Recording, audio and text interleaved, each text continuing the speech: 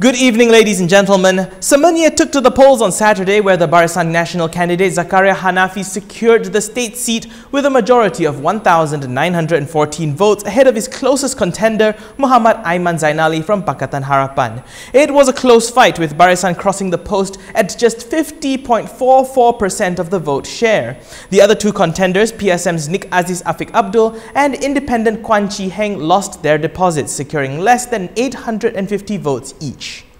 In the wake of Umno's lack of action over Barisan National Secretary General Nazri Aziz's remark last week, Barisan National component parties MCA and MIC say that they have no choice but to move on to explore a new alliance. Last week, Nazri said that top government posts should not be held by non-Malays, referring to how the Chief Justice, Attorney General and Minister of Finance under the Harapan leadership are all held by non-Malays.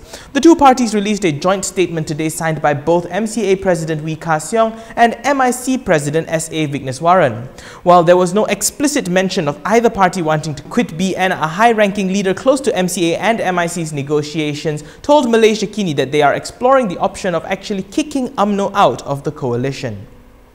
Deputy Prime Minister Dr. Azizah Ismail today told civil servants that the government understands and respects everyone's right to support whichever political party they want. However, she also urged them to serve the people and not to create barriers between groups, race or religion.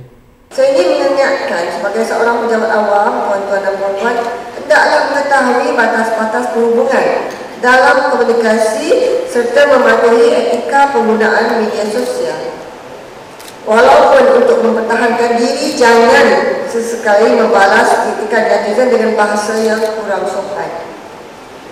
Samira Muzaffar, the wife of the late Cradle Fund CEO Nazrin Hassan, and two teenage boys were charged with his murder at the Petaling Jaya Magistrates Court this afternoon.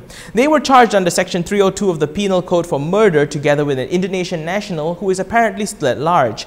Nazrin was found dead in June last year after a fire broke out at his home in Petaling Jaya. His company, Cradle Fund Sendirian Berhad, in a statement claimed that he had died of complications arising from injuries as a result of an explosion of a mobile phone being charged nearby.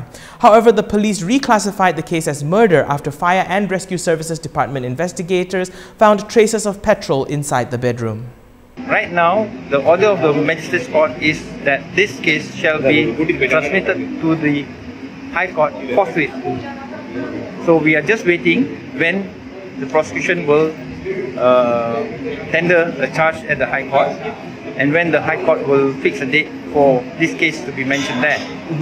We go back to Semenya now, as DAP Central Executive Committee member Ronnie Liu has warned Pakatan Harapan against, quote, becoming more Malay-focused. This is following their loss in Semenya over the weekend. In a statement today, he said that some Pakatan Harapan leaders may get spooked by Semenya and have a knee-jerk reaction calling for PH to start becoming more Malay-focused. This is likely to be referring to PKR Deputy President Azmin Ali calling for Harapan to adopt and implement the Bumiputra agenda in order to capture Malay support. Liu pointed out that Harapan won the 14th general elections because it adopted a pluralistic message, and that taking this route goes against everything that the coalition stands for. Meanwhile, Gerakan President Dominic Lau warned that Pakatan Harapan may morph into Barisan Nasional 2.0 if they adopt racial policies to win voter support.